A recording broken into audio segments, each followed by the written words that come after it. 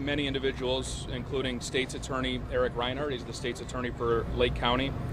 FBI Special Agent in Charge Emerson Buley Jr., ATF Group Supervisor Jorge A. Rosendo, U.S. Attorney for the Northern District of Illinois John Lausch, Highland Park Mayor Nancy Rodering, Highland Park Chief of Police Lou Jogman, and we'll begin with State's Attorney Eric Reinhardt.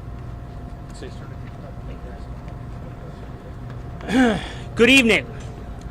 My name is Eric Reinhardt. I'm the Lake County State's Attorney. As a resident of Highland Park myself, my family and I grieve with our neighbors over this unimaginable tragedy. On behalf of the State's Attorney's Office, I want to express my condolences to the families of those who lost their lives yesterday in this premeditated and calculated attack. Separate from those 7 lives that were ripped away, over 24 other mothers, fathers, sons, daughters, brothers, sisters, and neighbors were injured. Hundreds, if not thousands, will be psychologically scarred by yesterday's events. These individuals, our community, and Lake County will never be the same. We are grateful to the unbelievably courageous law enforcement officers who were there when the shots were fired right here, in this pathway. They and other law enforcement agencies from throughout the state came to this spot of danger. They came to help, they came to protect, they came to comfort, and they came to investigate. Federal agencies, including the FBI, ATF, and U.S. Attorney's Office, have also been critical partners in this investigation, and you will hear a bit more from them this evening. These officers not only ran towards the danger, but worked tirelessly throughout the day and night to investigate and solve this case. I want to also thank all of the community members and business members and leaders who provided us with dozens of videos and photos. We continue our request for those photos and videos. This is still an open and active investigation. Please continue to contact all of the tip lines that we have suggested. To those who are physically and psychologically suffering today in hospitals and in homes throughout our community, we offer our most fervent and urgent prayers. We offer prayers for healing, even though it feels that it may be so far away.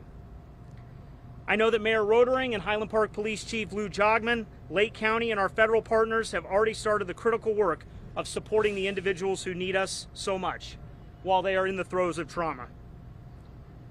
Today, our office deployed victim witness counselors and licensed therapists also to Highland Park.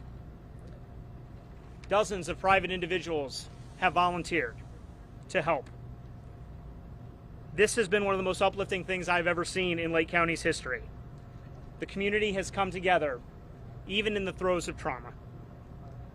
The loss of life and these devastating injuries and the overwhelming psychological trauma demand we seek justice and that we take broader action to protect life. Today, the Lake County State's Attorney's Office has charged Robert Cremo III with 7 counts of first-degree murder for the killing spree that he has unleashed against our community. These are just the first of many charges that will be filed against Mr. Cremo. I want to emphasize that. There will be more charges. We anticipate dozens of more charges centering around each of the victims: psychological victims, physical victims, attempt murder charges, aggravated discharge charges, aggravated battery charges. There will be dozens of more charges against Mr. Cremo. But these 7 counts of first-degree murder will lead to a mandatory life sentence should he be convicted, without the possibility of parole. None of these charges would be possible again without the unbelievable efforts of law enforcement. I cannot thank them enough.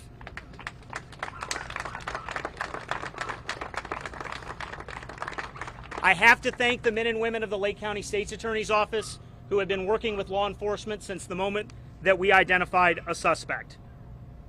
We continue to work with our federal partners to understand every aspect of this well-orchestrated and carefully planned crime. Tomorrow morning at the Lake County Courthouse, we will ask a judge to hold Mr. Cremo without the possibility of bail. As I mentioned, our support for victims started today, both from the state's attorney's office, from the mayor's office, from the city of Highland Park, from the police department, from the FBI Victim Assistance Group. We will guide them through the court process and deal with the trauma that will ripple forever outside of the courtrooms. But how do we make sure that there are no more victims? What should have been a celebration of freedom has ended in despair for our community. All of the people who died steps from here lost their freedom. All of it. Every ounce of freedom that they had. The freedom to love, the freedom to learn, and the freedom to live a full life. Their freedom matters too. We must do more as we think and reflect upon their freedom on this July 5th. Illinois has a strong red flag law that keeps communities safe and respects everyone's rights. We must vastly increase awareness and education about this red flag law called the Illinois Firearm Restraining Order. The goal of this tool is to ensure the safety of the individual and those around them. It allows courts to temporarily remove guns and prevent the purchase of new guns by individuals who pose a significant risk. As I said, this tool allows temporary removal from the subject and prohibits the new purchase during the duration of the order. It allows individuals to stabilize their behavior, seek treatment, and access other resources that our community must invest in to give those who need help. But separate from these red flag laws, which are very powerful in Illinois, we should also ban assault weapons in Illinois and beyond.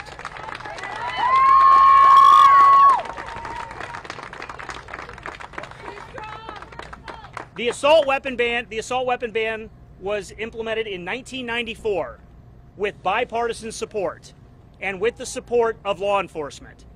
It lasted for 10 years, and studies have shown that mass shootings like what happened yesterday went down during those 10 years. We should have that same ban in Illinois and beyond, in the entire country. The Lake County State's Attorney's Office stands with the people of Highland Park.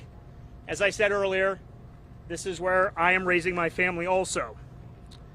Our Violent Crimes Unit will continue to work with all of our law enforcement partners to continue to build this case. As I said, it is an active and ongoing investigation. Our Victim Services Unit will answer every question, every text, every phone call, and every concern. We will stand with the survivors of this awful crime for as long as is necessary. In the courtroom, we will seek the maximum sentence against this offender, not because we seek vengeance, but because justice and the healing process demand it. As we go forward in the courtroom and in the community, we must do everything we can to make sure the horror that marked these streets, that echoed from these buildings, never happens again. Thank you very much. At this time, I would introduce U.S. Attorney and really our partner in this investigation so far, U.S. Attorney John Lausch.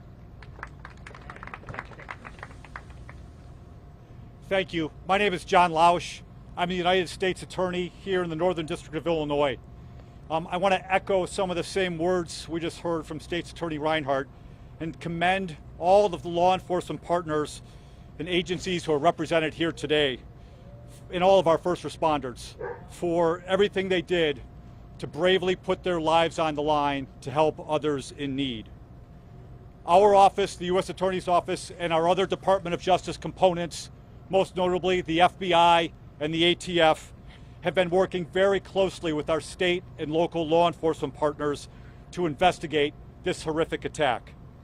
We have been and we will remain in regular communication with these partners, and in particular the Lake County State's Attorney's Office. And I've been in regular contact with State's Attorney Reinhardt since the beginning of this investigation. These state murder charges are appropriate at this time. We will continue to deploy our federal resources in collaboration with these state and local partners to ensure that individuals who commit horrific acts of violence like this using firearms are held accountable. And with that, I'd like to turn it over to the Chief of the Highland Park Police Department, Lou Jogman. The last approximately 36 hours have been a lesson in the duality of humanity.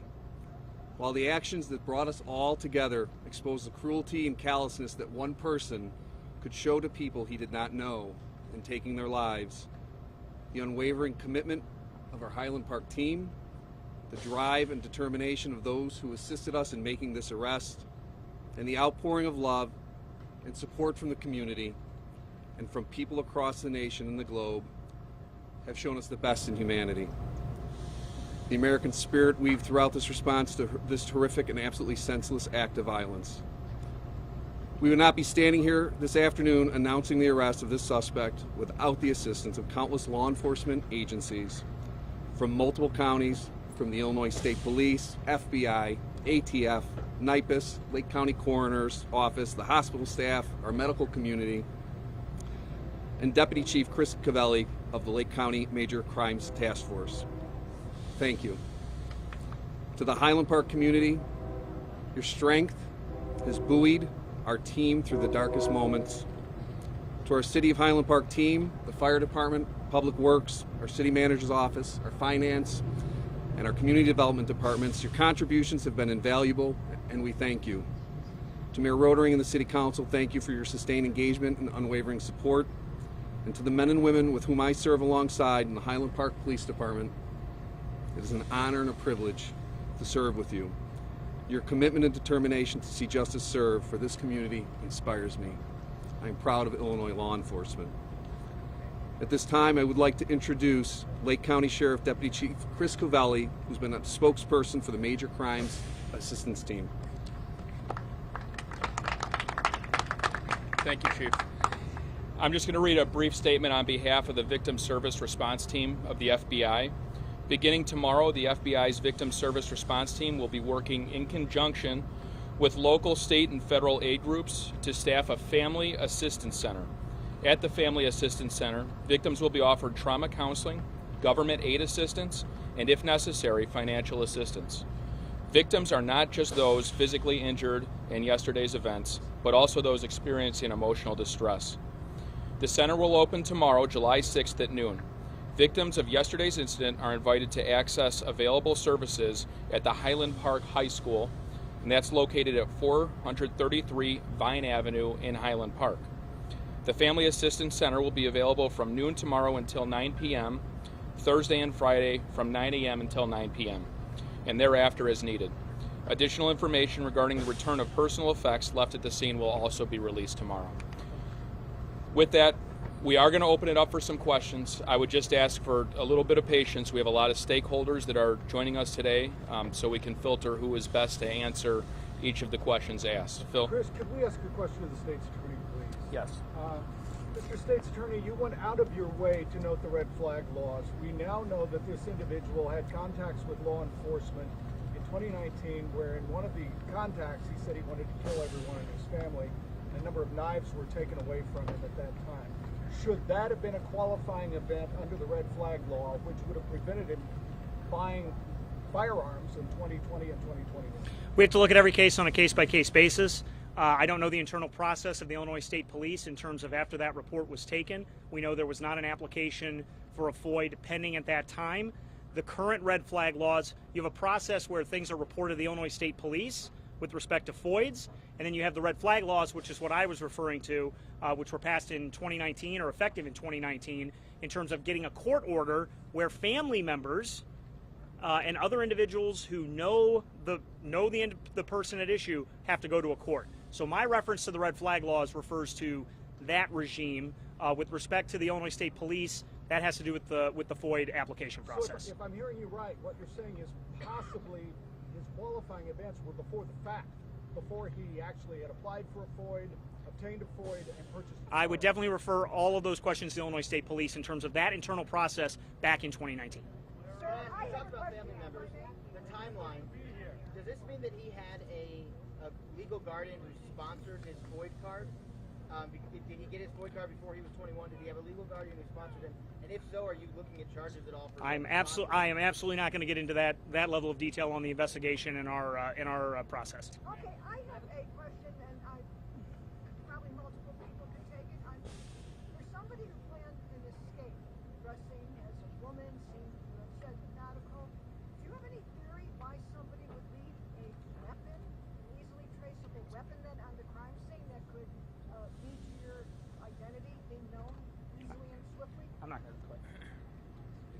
Investigators are very thoroughly looking at every aspect of this.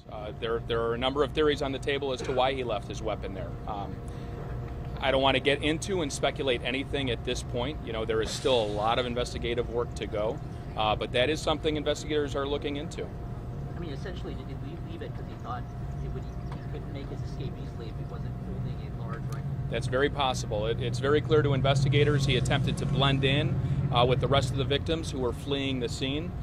Carrying a rifle, I would imagine, wouldn't allow one to blend in very well. But are we right that weapon left behind might as well have easily leads to the identity of the person who owns it? The weapon led to him directly. Like leaving your driver's license.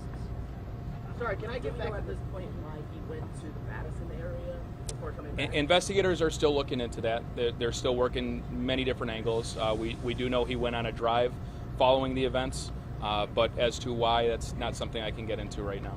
Question for U.S. Attorney Lausch. You said at this point state charges are appropriate.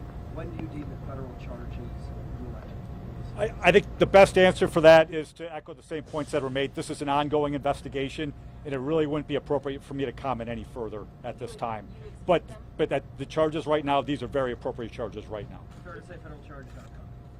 It should not read anything into it one way or the other. It would not be appropriate for to comment one way or the other whether or not there will be federal charges. Can you describe when local threats land on federal radar and what tools you have to identify and prevent these things before they happen?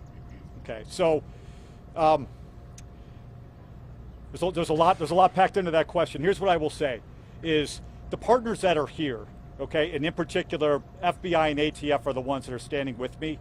They work every single day in order to mitigate threats that they learn of. And this is a particular instance when we had the horrific attack that happened yesterday, how they came to right away in order to help law enforcement ultimately be able to make this case and to bring the appropriate charges in state court. But again, at this point, I think it's fair to say from our end, this is an ongoing investigation. I'm very proud to be up here with my colleague from the Lake County State's Attorney's Office, but it really wouldn't be appropriate for me to comment any further about whether or not any federal charges are likely. Chris, can Thank you you. give us any further clarification on the weapons, where he obtained them, and what the enumeration was? So what I know firsthand at this time is that 2 of the weapons were obtained within the region here. Those were 2 of the rifles. The rifle used in the attack was purchased by him. And I just want to follow up on the question that you asked a little earlier. It's important to note Highland Park Police, when they responded to that 2019 incident, they removed the weapons that Cremo possessed. There were no firearms at that time to be removed. So as the state's attorney said, the red flag laws, there were no red flag laws to go after firearms in that home at that time. Now, you said the rifles were obtained in the region, but there were 2 rifles and was it 4 handguns? I can't say 4 handguns. There were a total of 5 guns. I'm sorry, 3 handguns. 5 firearms that he possessed. Okay, what about you said the 2 rifles in the region, what about the remainder? They were bought in Illinois. I'd have to get specifics as to exactly where. He got the FOID card before he was 21, is that true? Yes. So that means he was sponsored by a legal guardian? I don't want to speak to the process of the Illinois State Police. I don't have enough of their internal information to accurately respond. Yes, sir. So, Chris, what happened with when he went in the house and got the knife, did that appear on a FOID investigation? Would that say somebody went in the house and picked up some knives off of the sky? Again, Highland Park Police notified the Illinois State Police. Where it goes from there, I don't want to speak to it. All right, your question. Family at all, have they been cooperative with the investigation? Do you have any reason to believe that they may have known things? At this point, we don't have reason to believe that they may have known things, but the investigation is still very active. Investigators have a lot of legwork to do still. Has the family been cooperative with the investigation? What I'll say is investigators have spoken to the family. I don't want to gauge their level of cooperation one way or another. If you received a high-capacity magazine, if so, how many rounds were in that magazine? The magazines held approximately 30 rounds of rifle ammunition. Thank you. Very much, everybody. Again, if you guys could just hold here for a minute, I'll have some more information for you shortly. How many magazines were there? Multiple over 70 rounds.